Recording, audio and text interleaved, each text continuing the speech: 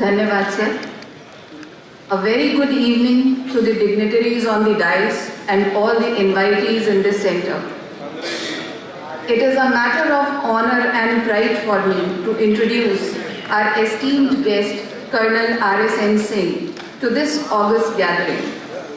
Colonel R.S.N. Singh is a former military intelligence officer who later served India as a raw agent for a long time. He was commissioned into the Indian Army in 1982 in the 5th Battalion of the Bihar Regiment. He is a real patriot and many a times he has risked his life for a cause to serve the nation. He has given talks on geopolitical defense and strategic issues, particularly from an Indian perspective. He is a nationalist. He is a fine orator. He moves around the country and gives speeches. He makes people aware of the present-day challenges of India. He is a firebrand speaker and a supporter of Hindutva technology. You can find him in TV debates very often, speaking as a defense expert. He is an author of internationally published books, The Military Factor in Pakistan, Asian Strategic and Military Perspective, The Unmaking of Nepal, and Know the Anti-Nationals. We welcome you, sir, and invite you to say a few words.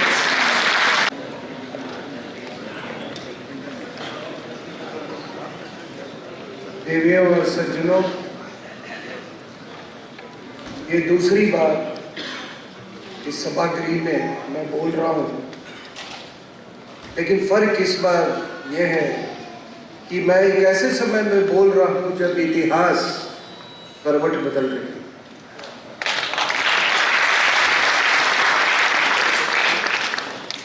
Ganga का मिलाप काशी विश्वनाथ से हो चुका है और अब नंदी का मिलन शंकर से जल्दी होने वाला है।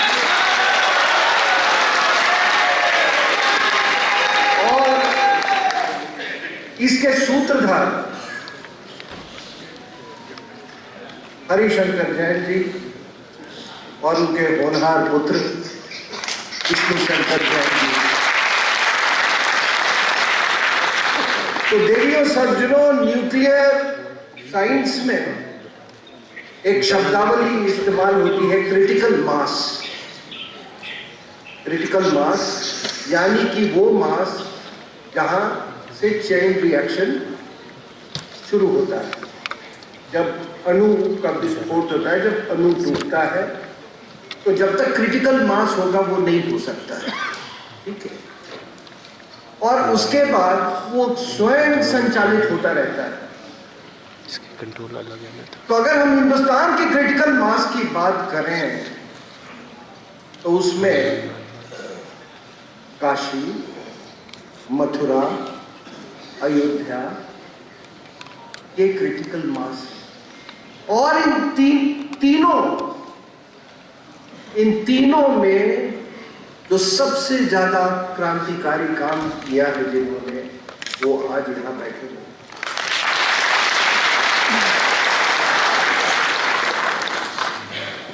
बहुत लोग कहते हैं कि मंदिर से क्या लेना देना, मंदिर क्यों इतिहास कुरेदते हो क्या। एक बात मैं आपको बता दूं कि एक संस्कृति की अवस्था आप उस देश के, उस शहर की, उस गांव के, आप मंदिर से आप उसको आंका जा सकता है। जब मंदिर मायूस होती है तो संस्कृति रोती है, जब मंदिर आबाद होता है तो संस्कृति भी आबाद होता है।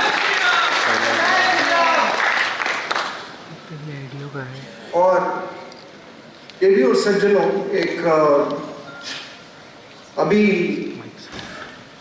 जो भी घटनाएं कुछ घटी है, मैं ज्यादा उस पर मैं प्रकाश डालूंगा। उनके साथ ये रावण के साथ जाने के लिए मना कर दिया और उस जगह पे आज भी एक मंदिर है। ये मैं नहीं बोल रहा हूँ, ये टाइम्स ऑफ इंडिया का। दूसरी एक जगह है आगरा के पास में, विसरेखा ऐसे कोई जगह है जहां मानते हैं कि रावण और उसके भाई वहीं पैदा हुए थे वहां भी दशहरा नहीं मनाया जाता है। वहां के जो सारस्वत ब्राह्मण हैं वो दशहरा नहीं मनाते हैं। वायनाड की बात मैं कर रहा हूं। चुनाव सभा में जमायते इस्लामी और पॉपुलर फ्रंट इंडिया के ज्यादा झंडे थे कि बनिस्बत की कांग्रेस के झंडे की, इसलिए इसने वायनाड चुना। और 3-4 जिले हैं जिसको मालाबार रीजन बोलते हैं, आजकल वो मांग कर रहे हैं अलग मालाबार की। वो 3-4 जगह, ये कोझिकोड, ये कन्नूर, ये वायनाड, ये 3-4 जिले जो है, ये ऐतिहासिक रूप से बहुत ही मतलब ये जिहादियों का गढ़ रहा है। वो इस इलाके को उसने इसीलिए चुना क्योंकि उसे मालूम है कि कौन सी ताकतें उसको फिर सत्ता में बिठा सकती है। और अगर किसी पॉपुलर फ्रंट ऑफ इंडिया के बैन होने पर किसी को सबसे ज्यादा अगर नुकसान और दुख है तो वो इस व्यक्ति को। इसलिए उसने ये वायनाड कॉन्स्टिट्यूएंसी उसने चुना। दूसरी बात, आजकल हिजाब की बहुत चर्चा है ना, हिजाब को लेके मामला सुप्रीम कोर्ट में भी है। और आपको मैं अंबेडकर ने क्या कहा है हिजाब के बारे में थोड़ा वो भी बता दूं आपको। उन्होंने अंग्रेजी में लिखा है, उसका मैं हिंदी रूपांतर देने की कोशिश करता हूं। अंबेडकर साहब ने हिजाब के बारे में लिखा है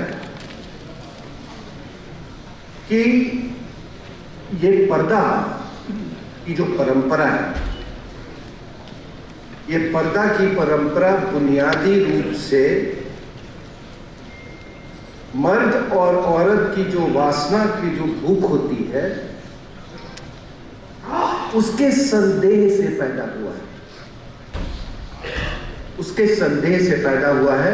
और उस संदेह के बीच में ये दीवार बनाने का काम करता है। और फिर अम्बेडकर साहब कहते हैं कि एक मुस्लिम, उसे जिंदगी में महिलाओं से बहुत कम संपर्क होता है। या तो उसका संपर्क अपने परिवार में बूढ़ी महिलाओं से होता है, या नहीं तो बच्चियों से होता है, और वो भी बड़े सीमित रूप से। उसके बाद अम्बेडकर साहब कहते हैं कि जो अगर किसी भी समाज में ऐसी सामाजिक व्यवस्था हो तो वो दिमागी रूप से बीमार लोगों को पैदा करेगी, ऐसे लोगों को पैदा करेगी जो कि औरतों के प्रति जो कि बहुत क्रूर होंगे। और उन्होंने कहा है कि इसके लिए कोई साइको एनालिसिस की जरूरत नहीं है। ये B.R. अम्बेडकर ने पर्दा के बारे में कहा है। अगर अम्बेडकर साहब की आप पूरी लेखनी पढ़ लो तो आजकल एक टर्मिनोलॉजी चला हुआ है, बड़ा प्रचलन में है, इस्लामोफोबिया। तो ये जय भीम और जय भीम वाले हैं ना, मैं उनको कहता हूँ कि अगर आप उनकी पूरी राइटिंग्स पढ़ लो, आगे भी इसकी चर्चा करूँगा मैं, तो आप कहोगे कि उनसे बड़ा कोई इस्लामोफोबिस्ट तो नहीं था फिर। लेकिन बड़ी हैरानी की बात है कि आप देखिए, ये अभी ईरान में हो दर्जनों जाने गई है, स्कूल की बच्चियां, कॉलेज की बच्चियां सब हिजाब के खिलाफ। आपने हिंदुस्तान में देखा एक भी जो ब्लैक लाइव्स मैटर वाले, आपने कोई मोमबत्ती का मार्च देखा वहां पे? कोई मोमबत्ती का मार्च नहीं, कहीं कोई प्रक्रिया नहीं। ना तो मुस्लिम कौम से, उनसे तो उम्मीद ही नहीं किया जा सकती, ना अपने लिबरल से। और इसका कारण क्या है कि हमारे सब कॉन्टिनेंट में जो इस्लाम है उसकी जो गति में जो इम्पीटस करते हैं, वो इम्पीटस पूरा का पूरा हिंदू, एंटी हिंदू नैरेटिव पे वो प्रेडिकेटेड है, उस पर निर्भर है। अभी तो कल भी मैं बात कर रहा था कि ये चीन के खिलाफ कुछ नहीं बोलते, और मुझसे लोग पूछते हैं कि इसका सलूशन क्या है, तो चीन ने तो आपको दिखा दिया ना क्या सलूशन है। और मैंने कल ये भी बात कही थी कि अभी UNHRC में 19 देशों में से 17 देश थे, उसमें OIC के उसमें 11 देशों ने चीन के फेवर में उन्होंने वोट किया। तो जब वो कहते हैं कि मेरी दाढ़ी काटो, मेरे को जो चीन की तरह ये करो, तो फिर आप क्यों अपने आप को रोके हुए? अरे वो कहते हैं कि गलत है तो खुद क्या है? मैं तो टेलीविजन पे उनसे पूछता रहता हूँ कि कम से कम भर्सना तो कर दो ना। अब कोई कह रहा है, मुझे याद है कि कश्मीर में जब ये शुरुआत हुई तो हमारे आर्मी चीफ से भी वो अभी जिंदा है, बात होती है तो वहां पे हमारे सैनिक सम्मेलन लेते थे कश्मीर में जाके। तो ये लोग कहते हैं कि जन्नत ऊपर में उम्रें मिलती है, जन्नत जाना, जन्नत में मिलती है, तो कहते इनको जन्नत भेजो।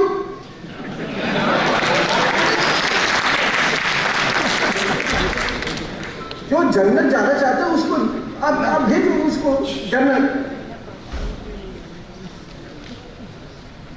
एक बात मैंने कल और कही थी, और वो था कि एक स्वामी जी को मैं सुन रहा था, वो अमेरिका में है, कि उन्होंने कहा, और थोड़ा इसमें हमको आत्मनिरीक्षण हमको करना चाहिए, कि उन्होंने हार्वर्ड में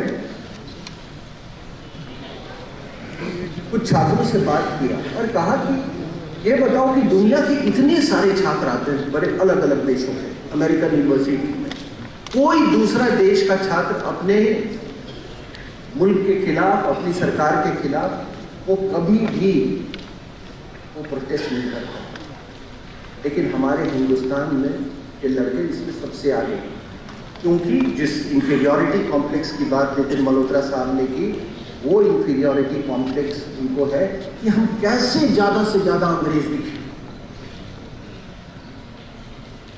कैसे दिखे कि देखो मैं वो वाला भारतीय नहीं हूं, मैं बिल्कुल तुम्हारी तरह वो लिबरल माइंड। तो इस पर भी थोड़ा सा आत्मनिरीक्षण कीजिए। और अब मैं ये नक्शा जो है एक तुलनात्मक नक्शा है। जो पहला नक्शा है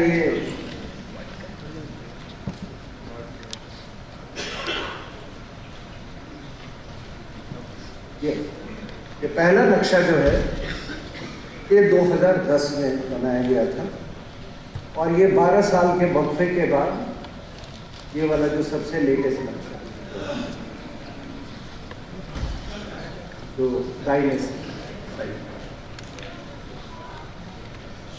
अब ये नक्शा आपको बड़ा सिंपल सा लगता होगा, लेकिन इसमें कई चीजें हैं, और इस नक्शे के द्वारा मैं ये बताना चाहता हूं कि इन 12 सालों में, इस 12 साल के सफर में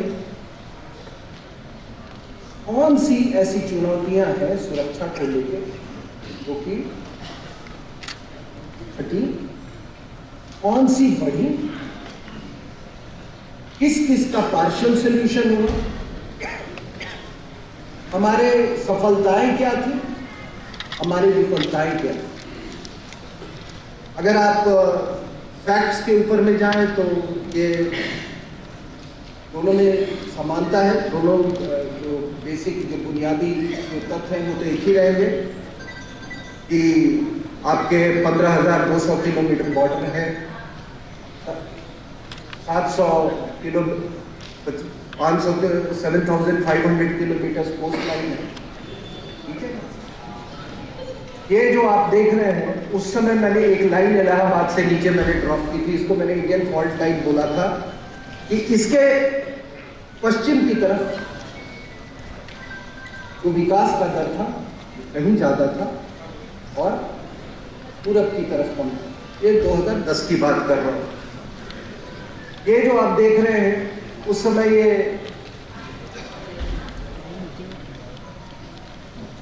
ये पाकिस्तान से आप देख रहे हैं कि जिहादी हमले कश्मीर की तरफ, कुछ हमले दिल्ली की तरफ, दिल्ली से मेरा मतलब है कि पूरे हिंदुस्तान में, वो दौर याद कीजिए 2004 और 2010 के बीच में, खास करके 2008 के बीच में, जबकि कोई ऐसा शहर नहीं था जो कि वंचित था, इंक्लूडिंग वाराणसी, ठीक है। वो दौर खत्म हुआ है, वो एक हमारी अचीवमेंट है। और उस समय ये जो पूरा नॉर्थ ईस्ट का इलाका जो था वो बिल्कुल इंसर्जेंसी से ग्रसित था। आज हालात वहाँ बहुत अच्छे हैं। अब अगर आप ये देखें तो ये जो रेड डॉट्स हैं यहाँ, ये चले गए हैं। वहाँ पे आप ग्रीन डॉट्स देख रहे हैं कि वो इंसर्जेंट चले गए।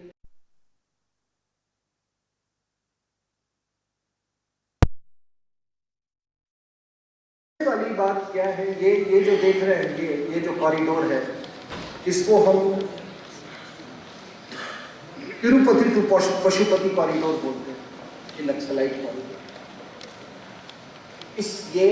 इसमें काफी सफलता मिली है। हालात पहले से कहीं ज्यादा अच्छे हैं। विदेशी महिला के शासन में उसका डायरेक्ट उसकी रुचि थी इस कॉरिडोर में। उसकी जो so called national advisory council जो थी, जो कि एक असंवैधानिक एक संस्था थी, वो सब माओवादियों से भरी हुई थी। राजनीति के तहत अपने ही पार्टी के लोगों को मरवाया गया। विद्याचरण शुक्ला और वो उस नहीं वह मैं नक्सलाइट्स की बात करता हूँ। क्या था, महेंद्र कर्मा, दोनों की हत्या की गई। उसी हत्या के बाद उसके एक लेफ्टिनेंट दिग्विजय सिंह ने आपका राजभवन में पब्लिक मीटिंग में छत्तीसगढ़ में कहा था कि ये क्रांतिकारी है। वो कहना चाहता था कि नहीं किसी शुक्ला को मारा, ठीक है ना, अपनी पार्टी के लोग। महेंद्र कर्मा किसी शुक्ला की बात कर रहा हूँ। इसमें बहुत कमी आई। खतरा जो है, जो मोदी साहब बार बार कहते हैं कि इनका जो अर्बन नक्सल्स जो है, जो आपके सुप्रीम कोर्ट में, हाई कोर्ट में, न्यायालय में जो अर्बन नक्सल्स मिलते हैं, और कभी कभी मुझे हैरानी होती है, ये माननीय जब कुछ वकील सब गंदी शक्लें लेके हर उसमें, आप मैं नाम नहीं लूंगा, पहले तो पूरे बाप बेटे की एक टीम थी, ठीक है ना, वो हर जो हिंदुस्तान के खिलाफ चीजें उसमें वो PIL लेकर चले आते हैं, और उनको जज साहब लोग इतनी इज्जत देते हैं, इतनी इज्जत देते हैं कि मुझे आज तक ये समझ में नहीं आया। और हमारे बेचारे जो सीधे साधे वकील जाते हैं, उनको तो अंग्रेजी में डांट वाट के वहीं भेज देते हैं। कम से कम कभी तो जज साहब लोग को पूछना चाहिए कि ये तो तेरे को पैसे कौन देता है, ये कहां से तू हर दूसरे दिन मेरे पास चला आता है। तो ये इनका जो ये बहुत धूमिल हुआ है। ये जो रेड एरो देख रहे हैं आप, तिरुपति टू पशुपति, ये काफी ये हुआ है। ये एक हमारी सबसे बड़ी उपलब्धि है। ये आप जो देख रहे हैं, ये तो काबू में आया है माओवादियों का, लेकिन उससे कहीं ज्यादा खतरनाक ये देखिए, ये पॉपुलर फ्रंट ऑफ इंडिया का ये ग्रीन एरो, ये पशुपति टू तिरुपति टू पशुपति, ये पूर्वी रूट इन्होंने लिया था। लेकिन ये PFI वाला जो ग्रीन डॉट्स देखते हैं, तो green I'll take 10 more minutes। ये ग्रीन जो डॉट्स देख रहे हैं आप, ये कहाँ से शुरू होती है? ये शुरू होती है आपको केरला से, साउथ से। तभी इसने ये साउथ का रूट लिया है राहुल गांधी, और ये जाती है गोवा, गोवा से मुंबई, मुंबई से आपने देखा उस तरफ वो दिल्ली तक पहुंच गई, शाहीन बाग, दिल्ली में राइट्स हुए, पटना तक पहुंच गई। पटना में पहुंचने के बाद आपको मालूम है कि वहां पर एक डॉक्यूमेंट रिकवर हुआ, vision 2047 popular front of India का, जिसमें उन्होंने कहा है कि 2047 तक हम इस्लामिक राष्ट्र बनाएंगे। और उस डॉक्यूमेंट में साफ लिखा हुआ है कि हम कभी भी हिंदुस्तान पे मोहम्मद में नहीं थे, हमने अल्पमत में रहते हुए भी हमने हिंदुस्तान पे राज किया है। अगर 10% भी मुसलमान हमारे साथ आ जाएं तो हम इन कायर हिंदुओं के ऊपर में फिर अपनी सत्ता स्थापित करेंगे। और अगर आप ईस्ट की तरफ चले जाएं पटना से, तो आप देखेंगे वो बेगूसराय, पूर्णिया, किशनगंज, वो सारा इलाका जो है, तो ये जो आपका ओवैसी की पार्टी वहां पहुंची, यूं ही नहीं पहुंची। ये इनकी सोच बिल्कुल ग्लोबल है। ये हमारी और आपकी तरह यूपी, बिहार और उसके तर्ज पे ये नहीं सोचते हैं, चाहे वो माओवादी हो, चाहे वो जिहादी। मैं बात कर रहा था ये नॉर्थ ईस्ट की, असम जो है, बारपेटा, धुबड़ी, ये सब ये अल-कायदा का सबसे बड़ा अभी गढ़ बन गया है, जिसके जो कि PFI का एक्चुअली जो पेट्रन जो है, PFI एक ग्लोबल जिहादी ऑर्गेनाइजेशन। बाकी आप सबको मालूम है उनकी करतूतें क्या है। तो ये कार्रवाई अगर नहीं की जाती तो एक ऐसा ये खतरा है कि ये खतरा हमारे लिए, एक होता है अंग्रेजी में वर्ड होता है डेंजरस, एक दूसरा होता है परनिशियस, अत्यंत। तो ये जो सरकार ने इसको बैन किया तो बहुत टाइमली था। जहां तक नॉर्थ ईस्ट की बात करते हैं, तो मैं पुष्पेंद्र जी के साथ गुवाहाटी गया था और एक व्यक्ति थे जो कि कम्युनिकेशन टावर्स के बिजनेस में थे। तो उन्होंने कहा कि मैंने सारे कम्युनिकेशन टावर्स नागालैंड में लगाए और मुझे किसी को हफ्ता मिल देगा था। तो जो मैं देखा था नॉर्थ ईस्ट को और अभी में बहुत फर्क है। और सबसे बड़ी बात है कि आपने अखबारों में पढ़ा होगा कि पहले क्या होता था कि जितने भी नॉर्थ ईस्ट में ऑफिसर्स पोस्टेड होते थे, वो अपना एक घर उनको अलाउड था दिल्ली में रखने के लिए। अब सरकार ने उसको डिसकंटिन्यू कर दिया है, कोई स्पेशल अलाउंस नहीं है। इसका मतलब ये इस सरकार की सबसे बड़ी उपलब्धि है। बाकी उपलब्धि 370 हटा, 370 के हटने से लद्दाख में एक नई ऊर्जा है। जम्मू में हम लोग साथ गए थे, मैं और पुष्पेंद्र जी, वहां एक नई ऊर्जा देखने को मिल रही है। और कश्मीर में भी उनके थोड़े थोड़े लेकिन काफी होश उनके ठिकाने आ गए, पत्थरबाजी बंद है। लेकिन उसमें दो जो मैं कह रहा हूं, जो नए जो हमारे थ्रेट्स हैं, उस नए थ्रेट्स में एक सबसे बड़ा है कि खालिस्तान का। और मुझे इस बात को कहने में कोई हिचक नहीं है कि आज जो वहां पे सरकार जो है पंजाब में इस पार्टी की, उस पार्टी की डायरेक्ट पाकिस्तान के ISI से साठगांठ है। और वो पार्टी सारे बॉर्डर स्टेट्स को कब्जा करने की कोशिश कर रही है। तो एक सबसे बड़ा खतरा हमारे देश में आया है कि अब पाकिस्तान जो मिलिट्री इंटेलिजेंस एस्टैब्लिशमेंट है ISI, वो अब पॉलिटिकल पार्टीज भी यहाँ पर हिंदुस्तान पे फ्लोट कर रही। एक आपने देखा, पंजाब की बात कर रहा हूँ, और आपके बंगाल में भी वही है, उसी मिजाज की पार्टी है, ठीक है, जिहादी मिजाज की पार्टी। और सबसे बड़ी बात है कि बंगाल में अगर पूरा बांग्लादेश का आप बॉर्डर ले लें तो 4100 किलोमीटर बॉर्डर, उसमें 2200 किलोमीटर वेस्ट बंगाल के साथ है। जिस पर ये जिहादी महिला आज यहाँ पर चीफ मिनिस्टर बनी है। और वही नहीं, जो वो सेंसिटिव चिकन पर नेक बोलते हैं, उस पर उसका राज्य है। वेस्ट बंगाल का 158 किलोमीटर बॉर्डर भूटान के साथ। तो अगर आप देखें तो ये राजनीति भी एक तरह से, राजनीति का स्वरूप है, वो भी एक बहुत बड़ा खतरा बन सकता है। और बाकी अभी जो सबसे बड़ा थ्रेट मुझे दिख रहा है वो है ड्रोन।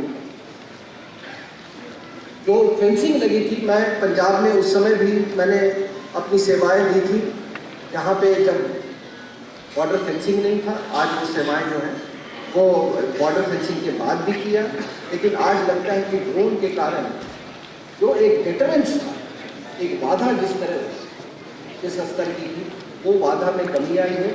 यही नहीं, एक पूरी इंडस्ट्री चल रही है, हथियार ड्रॉप हो रहे हैं,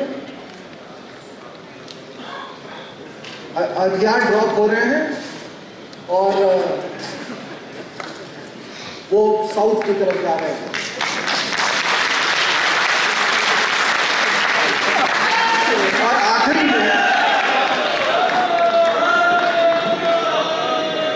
और आखिरी में देखिए दो बातें। एक है कि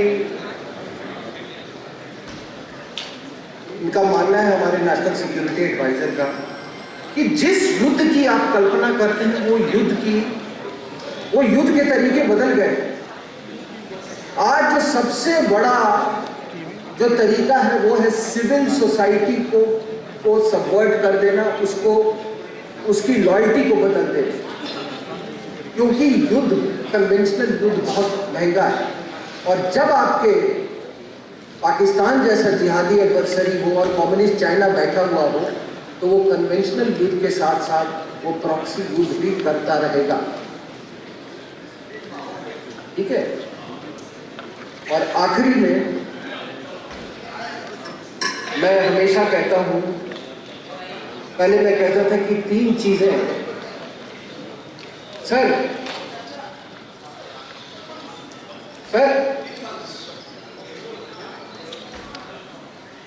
विथ योर परमिशन, अरे आप बोलिए, आपको सुनने के लिए हम सब लोग यहाँ बैठे हैं। नहीं हम